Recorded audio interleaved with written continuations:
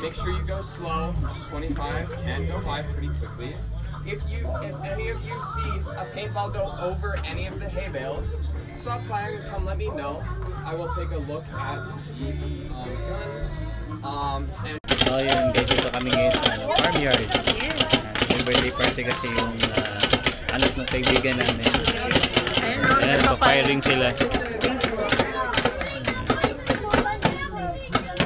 May pa si Zion eh. Kasi kulang ng stool. Di abot. Oo. So, ay, di ko alam kailang rounds. 25 rounds ata. So, tingnan natin guys mamaya si Zion. Ayun tayo eh. Wait natin ha. Wait mo yung turn mo. Yeah. You can just wait. Okay. Okay, it's Zion's turn. Kasi siya ni Daddy.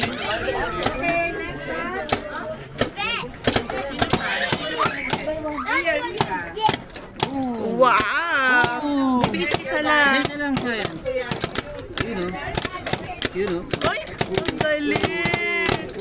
Bibigis isa lang. Siya nga nagpipindad eh. Wala, dami. Tapos agad yan. Stop guys, stop muna. Isa isa lang, okay? Wala na. Ang bilis! Pindot. Oh, sige, go! Go! Tapos ang bilis. Hindi ka naman asintado dun, oh. Okay.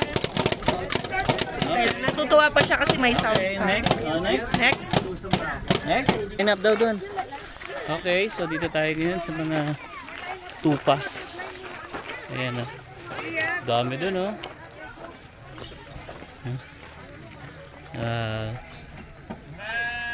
Mehe.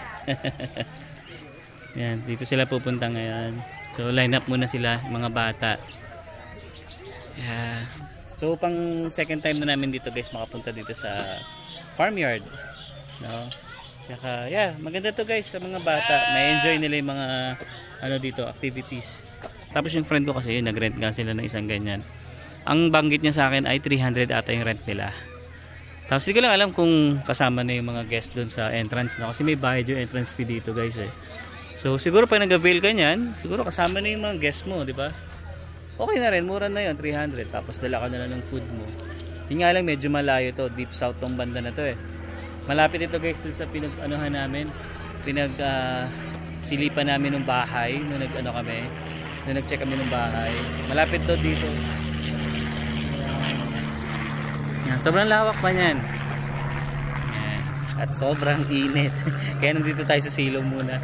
Sila kasi nandito eh.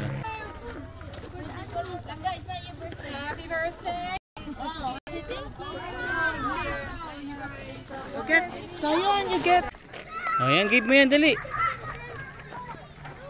Talagang puntahan sila, no? Pag alam nilang... Oh, this one. This one. Here. This one. Ayan. Wag na yun. Oh, give mo yung sa horse. Give mo. This one. Wow. Oh, give mo pa. More. Tuwa siya, oh. Okay, tapos na si Zion magpakain ng mga animals. Hugas na siya. Ayan. Wala ba? Hindi, apa mo. Ito sabon, oh. Lagay ka ng sabon, dali. I-hold ko muna ito. May yung sabon. Oh. Sinap. Game. Tapakan mo. Ayan guys, yan ang paborito niya, slide. So dito na lang kami. Mababa naman eh, hindi naman siya ganun kataasan. Yan. So play ka lang muna dyan. Ang ganda naman ng mga kulay ng mga ibon na to. No? Birdie, here. Ganda. Yun oh, look mo yung Zion oh. Here. Ayun oh. Oh, hold mo lang yan. Oh, hintayin mo, feed niya yan. Oh, wow. Nice. Picture mo siya. Picture mo. Oh, Zion, bating na mo. Loka kay mami. Picture mo na, dali. Ayan, dyan na tayo guys sa loob ng tent. I-start na yung birthday party. Ayan, si Larry yan yung ka-work ko sa warehouse dati. Ayan. So, konti lang, halos tayo lang din talaga yung bisita, no? Wala rin masyado. Ayan. Nice. Happy birthday to you. Happy birthday, happy birthday. Happy birthday to you. Again. Happy birthday to you. Happy birthday, happy birthday, happy birthday to you. Sayang naman yung kandila.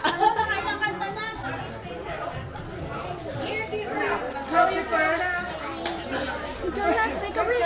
Jonas, make a wish. Ay, Sayon, hindi ka. Pati anak ko nakikisali.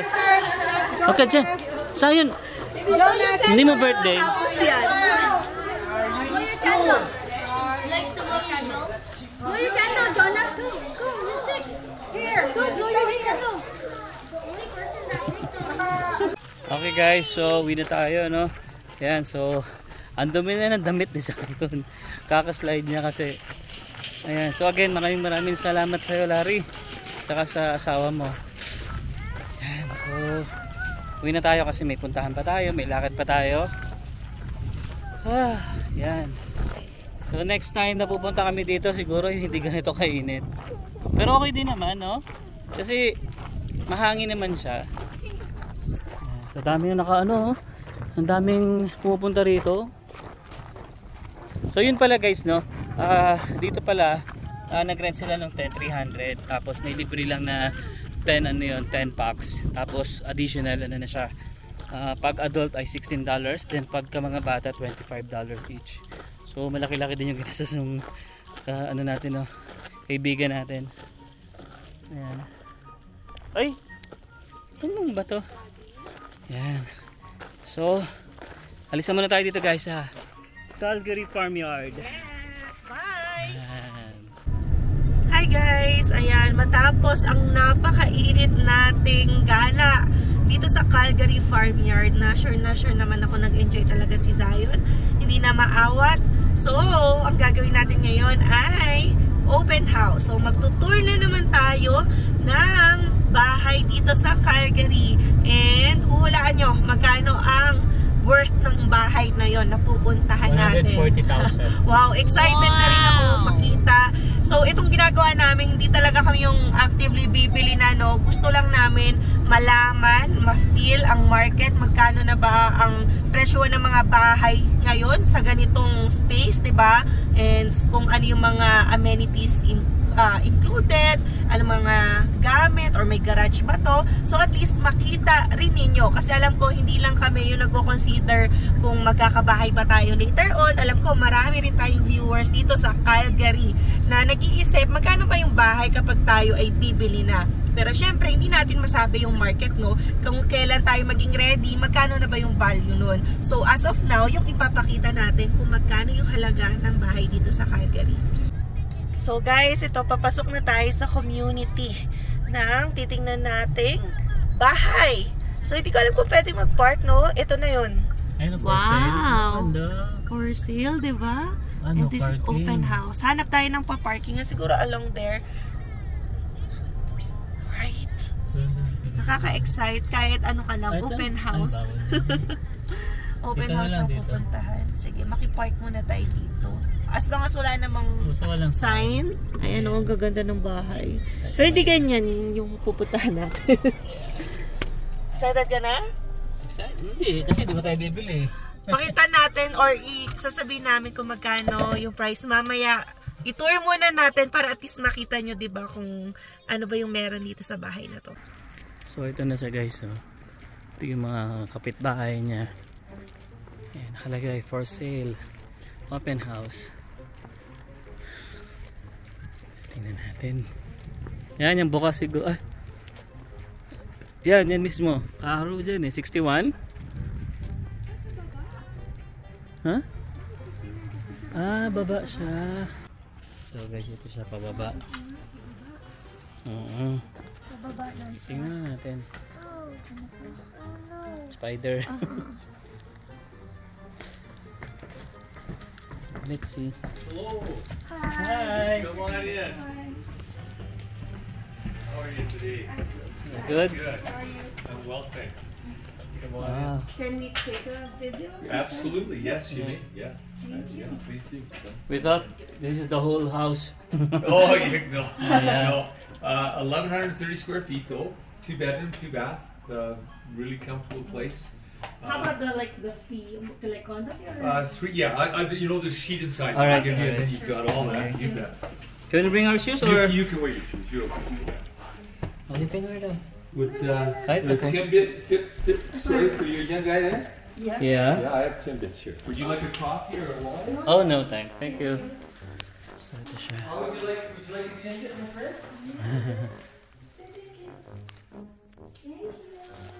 Oh, you good? Oh, you saw the sprinkles. Okay, Oh. that's okay. There you go. So it's in-floor heating. There's a sheet for you.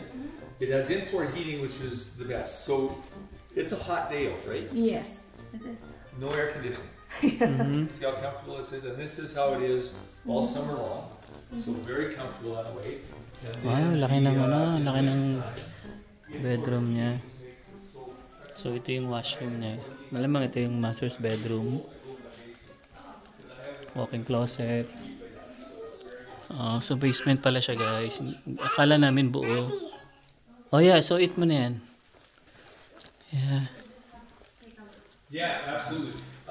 We just there was a problem with the floor. We just had that put in place today. So there was a plant there, and there was a tenant living here. He didn't realize the plant was leaking. He had a rug underneath it. Okay. The plant was leaking over top, Oh. and so we just replaced that. And then the carpets are going to be shampooed here. He had a dog, so Ito yung pangalawang bedroom guys. so they're going to be all clean. Yeah. Then ito yung washroom. So ito ay... Oh, that's it. Okay.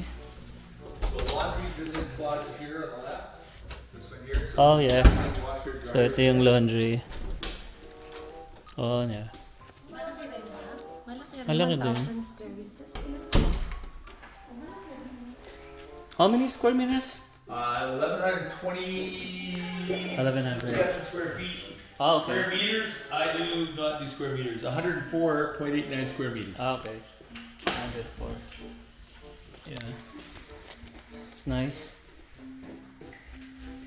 Yeah. So ito siya. Yeah. It's nice. Ito maganda dito. Dalawa yung washroom niya, no? So doon sa master's bedroom meron na isa. Then isa pa yung dito. Yeah. Yeah. Nice. Yeah. And dito. So, meron na rin siyang... Oh! No, this is oven. Oven. Yeah. Oh, wala siyang... Ito yata dishwasher. Yeah. Dishwasher. Nice. Kaya pwede na rin eh, no? 369. Mahal yun yata guys, no? Para sa isang whole floor lang. Yeah. 369. Parang feel ko dapat at least 2 levels siya. So, ganun na kamahal. Yeah. Nice. So, parang... Malaki ng ano niya, oh, master's bedroom. Pwede dito yung apartment baby. Kaso parking eh, open pa rin eh. Okay na yun. Open parking pa rin eh. Ang mahal nga lang, no? So, guys, yung tax niya, 1,800. And then, may homeowners association fee na $190 annually. And then, How much yung condo fee? Condo fee niya is $358 annually. Mm. Okay na ba? Ganito ka lang naman. Annually? Monthly? Monthly. Yung monthly. annually yung homeowners Yeah. association, 190. And that flooring is laminated. So, may parking for Kabila, you and sa then sa likod. visitor sa likod. Yeah. It's open parking. So, this is row townhouse, pero nandito ka lang sa baba. Yeah. Meron pa sa taas. Pero di separate entrance and exit. Ito yung ano niya. Ito yung pinaka entrance niya. So ito, sa iyo pa rin to, di ba? Oo, parang pa. Oo, okay din. Sa iyo pa rin yan. Diyan ka mag-barbecue. Diba? Usok papunta sa taas. Pwede na yun. Yeah. Ano, okay din. Pwede na yun, Kung pwede. 200,000. Pwede pa. No? Pero ganun kasi presyohan dito. Hanap pa tayo. Ayan, at least nakita nyo na guys kung magkano yung presyohan. Deep south na nga to eh. Mababa na siya. Or malaylay na siya sa downtown. Okay. So, Okay. yeah. Yeah, thank you so much. Yeah. Okay. Ayan guys, no. So, yun nga, tama nga, baba siya. Kala namin itong buo mismong ano. Wala ka na makukuha. Oo, yeah. Kaya nagulat din kami sa presyo kasi 300 plus lang, no? 69. Tapos, ganito, sa picture kasi, kuwang-kuwa lang. Yung baba lang. Yung baba. Pero maganda siya. Maluwang Okay siya. din siya. 2 bedroom, 2 bath. Okay siya. Ang bilis talaga tumaas ng presyo ng bahay. Yeah. Saka maganda yung community niya. Maganda. Marami tayong nakilala dito. Ano? Ayun pa, oh, for sale. For sale? Oo. Open house ba? Hindi ko lang alam. Tingnan natin. Oh, house hunting. May pambili ka na po. New listing, oh. New listing daw. For sale. Bilhin mo na, baby. Hindi ko lang alam kung ano siya, open house. Oo nga. Kasi wala nakalagay. Oo nga. Wala. Ano natin? Lapitan mo. Yeah. Ganda ng community niya. Ah, ito yung parking sa likod. Ah, maganda rin naman parking. Malinis. Kaso kasi talaga ako gusto ko talaga kasi guys, talaga may bubong na eh. Kaso kasi sa presyo kasi hindi kaya pa. Yun naman yung problema. Parang ano? Ito yung magiging parking niya. Kasi yun nandun yun sa likod eh. Yeah. Kasi ito wala nakalagay kung open siya. For sale lang. Wala naka ano. Nice. Okay. Tingin ka pa na malapit dito. Here. Dito na tayo. So ito yun. Doon banda ata yung ano, yung bahay. Yeah. Pero okay na rin, no? Kung nandyan ka naman nakapark, safe ka rin. Okay, so titingin pa guys Emma, baka may malapit pa ditong open house kasi nandito na rin naman tayo sa lugar na to para at least mas madali natin mapuntahan. Yan, pero maganda yung community dito. Yan, pero sana kung makakita pa tayo na mas maganda, di ba?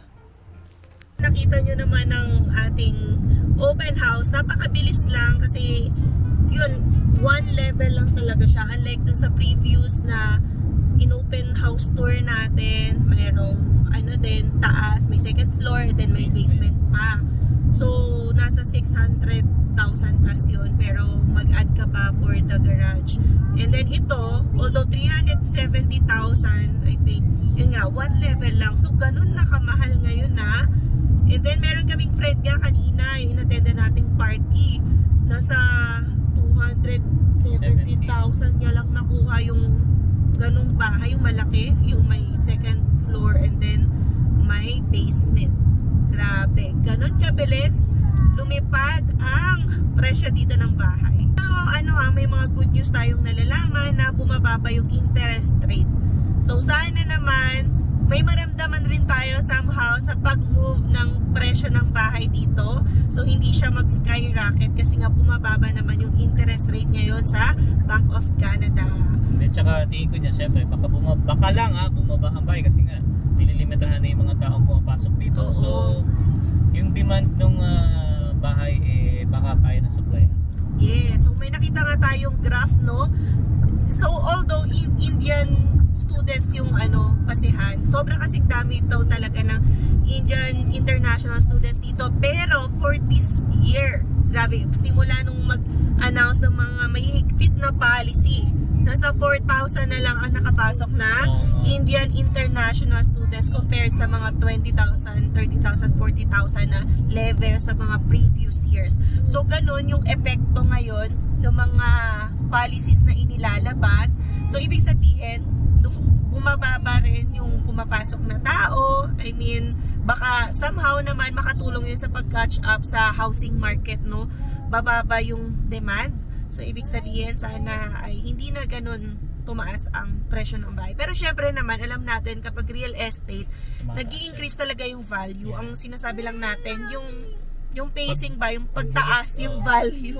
Ganun kabilis kasi last time. Guys, no, tama ba na bumili ng Sa bahay ngayon? sa ngayon?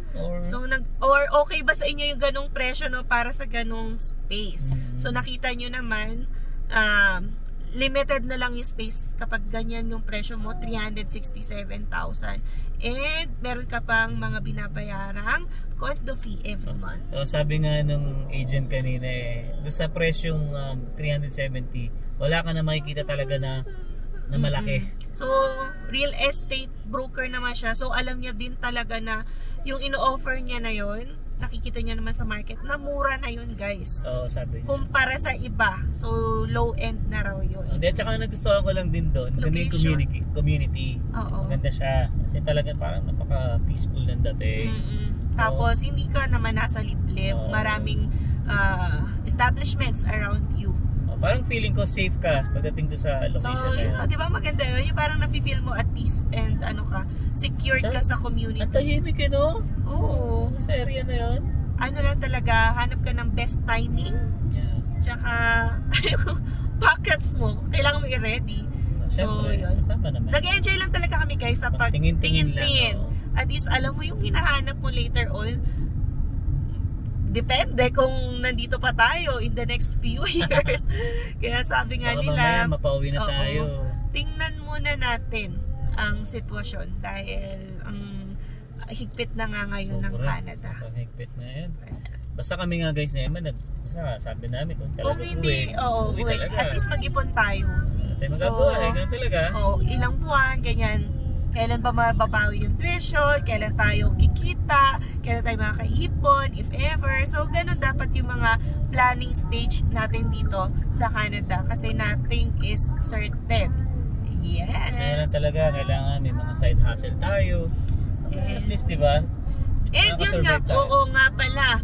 So, speaking of side hustle, kanina ay bumili na kami ng ticket for River Maya. Wow! Sabi namin, deserve ba natin to kasi ang mahal-mahal. Alam VIP nyo ba? Yung kinuha namin. Kinuha namin VIP. Siyempre pero nung naman. chinek namin, sabi ko, may profit tayo sa Forex, copy trading. So, sa mga hindi pa pala nakaka-copy trade dyan, you can copy yung Mulawin Trader or other master traders na pwede nyong i-copy. So, meron kaming steps that you can follow. Meron kaming other channel for purposes of Forex, which is Mulawin Trader, para alam nyo rin kung paano mag-copy trade or manual trade if gustuhin nyo kayo ang mag-execute ng buy or sell ninyo. And yun nga pala, no guys, bago natin tapusin ang video na to, baka free kayo sa gaganaping Filipino Tambayan sa Canada. So sa Canada Roadshow 2024, salo-salo. And kasama dito ang inyong kilala and favorite, Spot Pinoy hosts, sila Sis Ina, si Rice Velasquez, and Mark Carino. So pupunta sila dito sa Calgary, guys, by October 4 and 5.